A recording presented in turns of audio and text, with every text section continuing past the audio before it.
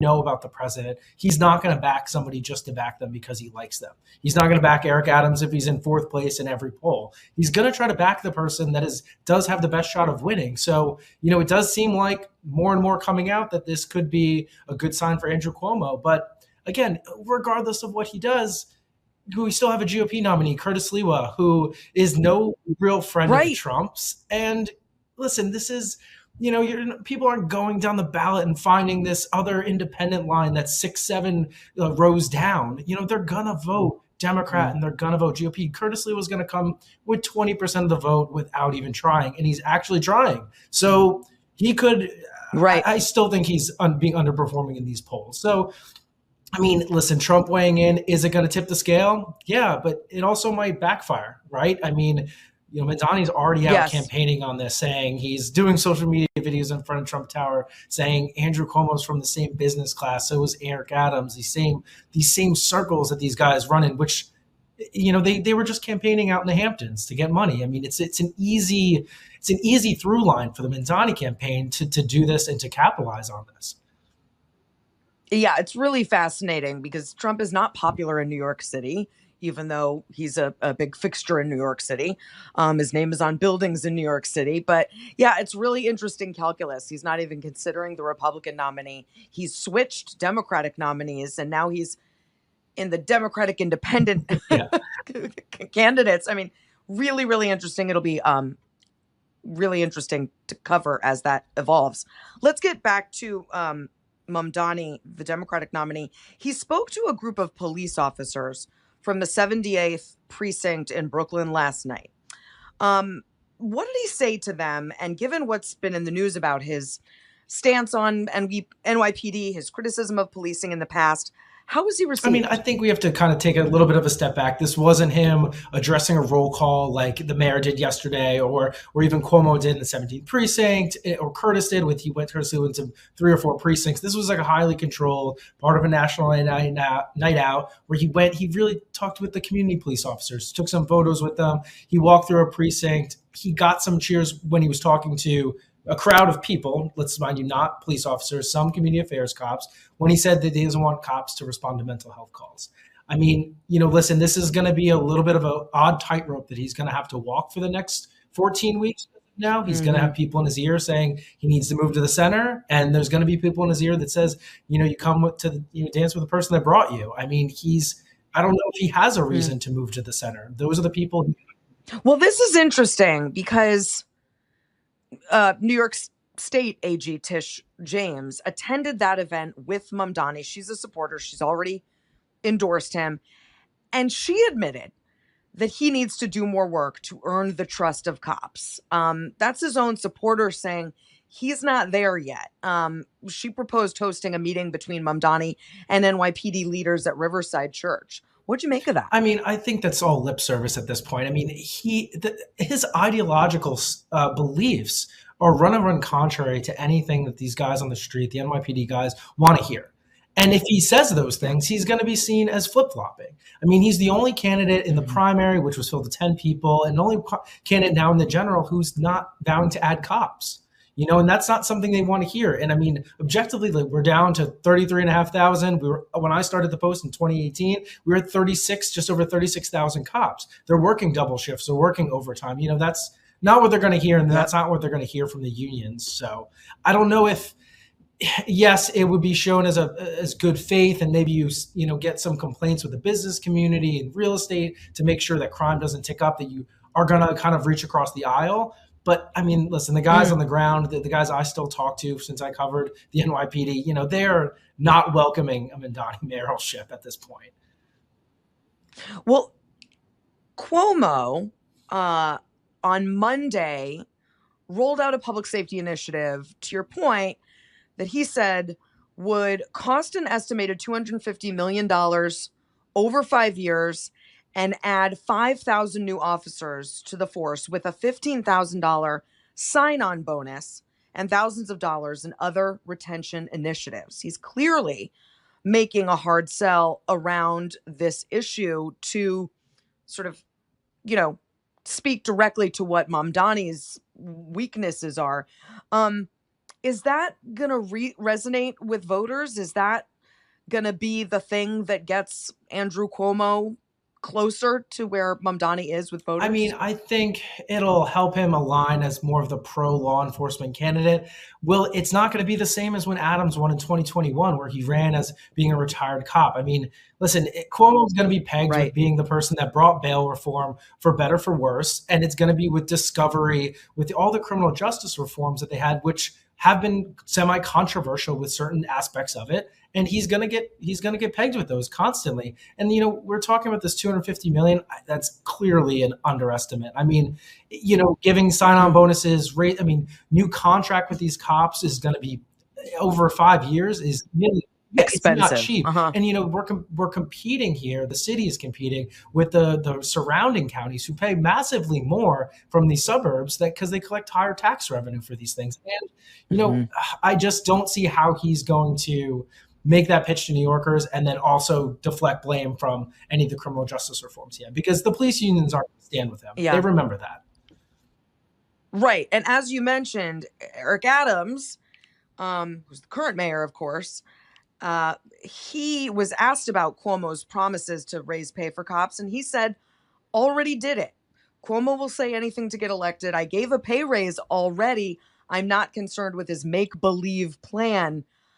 I mean, we've talked about the math not mathing for Eric Adams and Andrew Cuomo. They just keep fighting with each other over some of these issues instead of the front runner. Mamdani. Right. I mean, listen, Adams is going to say the same thing. Listen, this is the same contract that was on the table in 2019 that de Blasio didn't sign with them. They didn't get anything more with getting with Eric. And listen, it expires next year. So, I mean, they're already up. I mean, these contracts always work, right? Where we get one and then they're expiring within 90 days.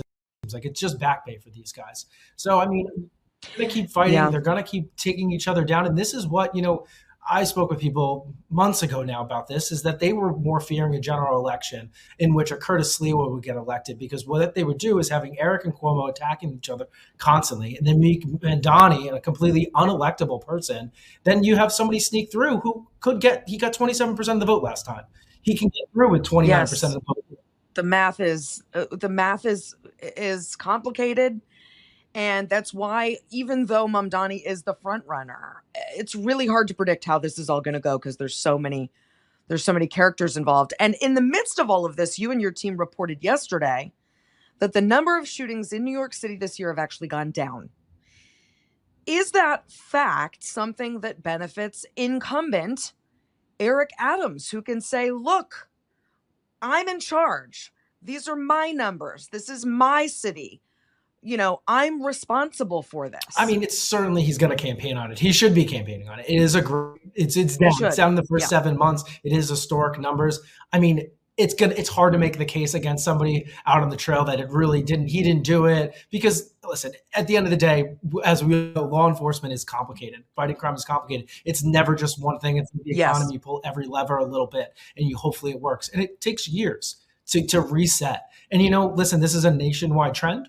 Experts I spoke with yesterday were first to jump on that fact that, hey, let's not get ahead of our skis here. Everybody else's is going down. Not to say that there wasn't good work that was done in New York City, but I also think it points to, and this comes back to the track record that Eric Adams has, is, it's going down now. When you've appointed a police commissioner that is not in turmoil, that does not have an administration over there, that isn't being raided by the feds, isn't being fighting with people, or being put out because you're isolating them by appointing a deputy mayor of public safety. I mean, I think the problem becomes is when you pivot to those things, everybody remembers what the last 3 years are like, not just the last 7 months.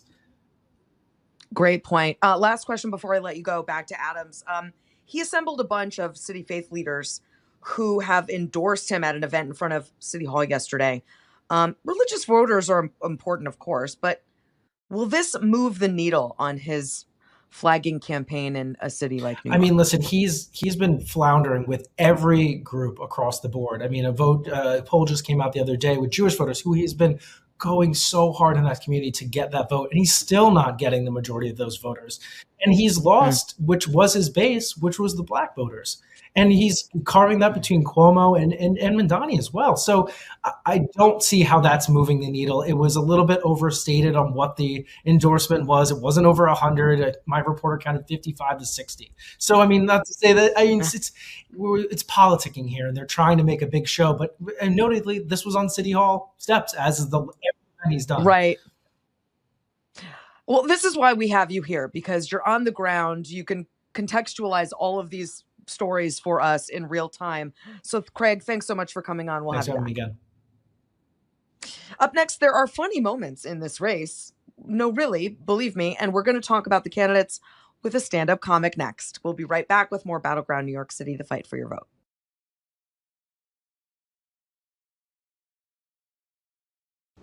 We're back with Battleground New York City, the fight for your vote, where we're following the New York City mayoral election with a laser focus. And joining me now for the bigger picture is Pete Dominick, host of the Stand Up with Pete Dominick daily podcast. Pete, welcome to the show. Great to see you, my friend. Thank you for having me. Good to see you. You've covered and skewered politics for a long time. You're a New Yorker, but you don't live in the city. Just curious, what do you make of Mamdani's rise? Hot commie summer. Did you know that was like a trending thing?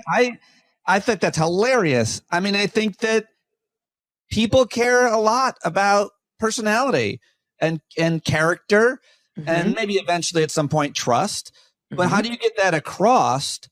Well, young people know how to harness social media. I mean, listen, anybody can have an Instagram account, but not everybody is good looking and likable and funny and knows how to edit and, you know, might have a team that helps a lot.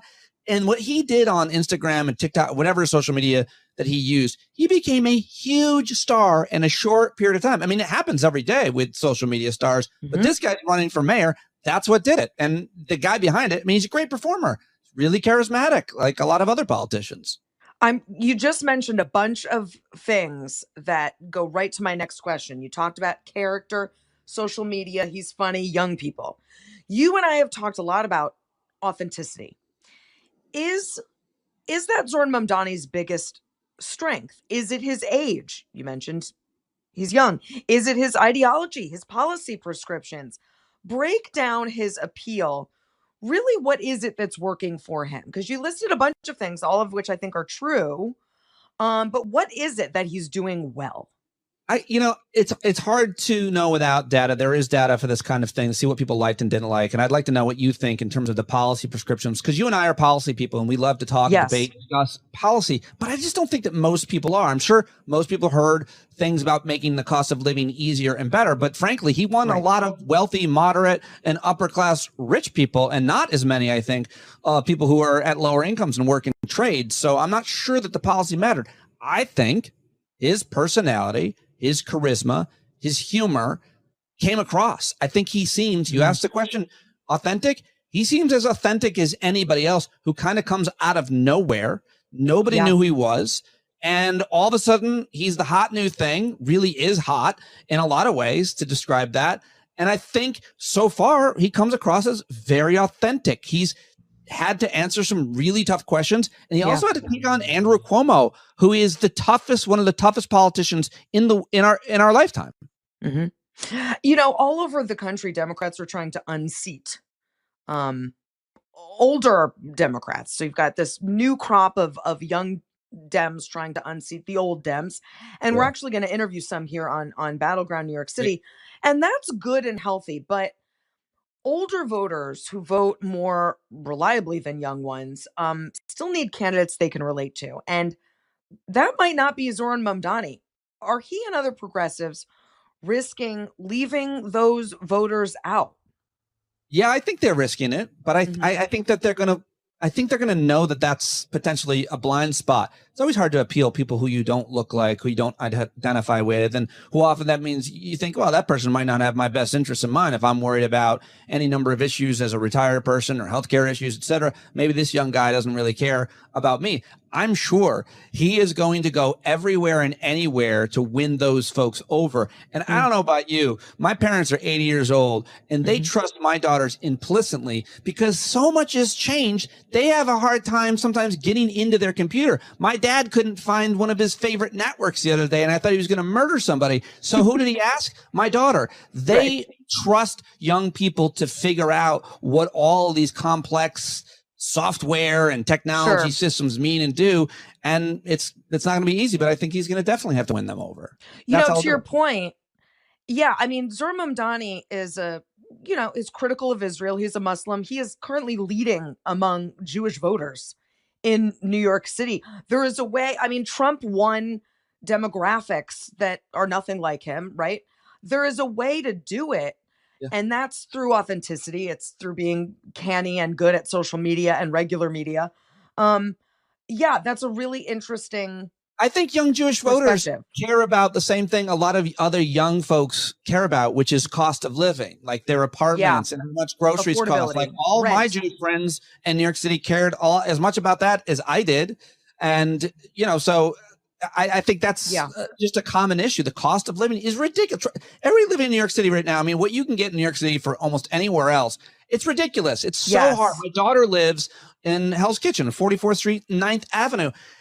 Essie, her apartment, she can put both hands on the wall at the same time and touch her roommate. I mean, it's not easy to live in New York. That affects all young people.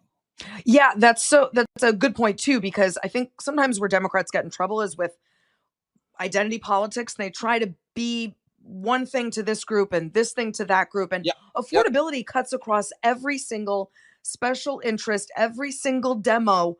Unless you are the 1% billionaire in New York City, you are struggling with affordability in that town. Yeah. And I mean, so many young people who have nice apartments, I just make the assumption it's that their mommy or daddy got it for them. And I think that's a fair assumption. Well, it is, but it may not be. It may just be assumption. But the bottom line is, if there's some constituency of people, young people who have really nice apartments, maybe they have really great jobs. Sure, great, fine. But that's not most young people that are going to New York to follow a dream like I did in 1995. And the bottom line is, those people, those rich people, they don't care about all these other issues. They don't care about the issues, those issues that other voters care about, other young voters care about. So I think Mamdani cuts across, and I think there is a class war, and I think he appeals to, the vast majority of young people, much less voters in general. Pete, stay right here because I've got lots more questions for you after the break. Battleground New York City. We'll be right back.